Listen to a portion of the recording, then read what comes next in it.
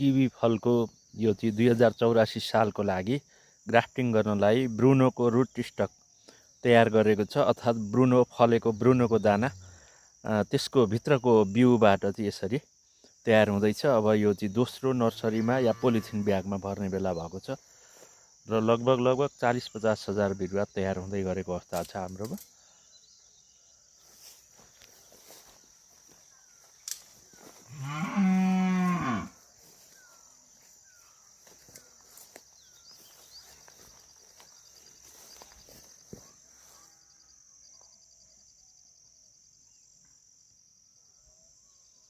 यता गत सालको बाँकी रुट स्टक छ अनि ग्राफ्टेड बिरुवाहरू पनि गोल्डनको, रेडको र ग्रिनको क्रमैसँग तयार भइराखेको छ।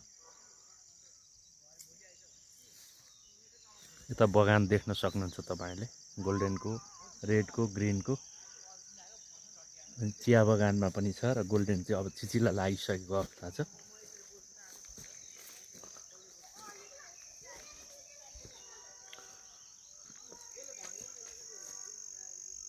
यो पालि फागुनदेखि नै बढी बर्सात भएको कारणले बढी चिसो भयो, त्यो कारणले गत साल जस्तो धेरै चाहिँ लागेको छैन।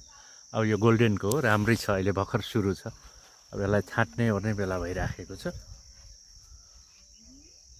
अहिले तलबाट टी गार्डन छ, यसरी टी गार्डन माथि चाहिँ किवी छ, चिया पनि राम्रो छ एकदमै।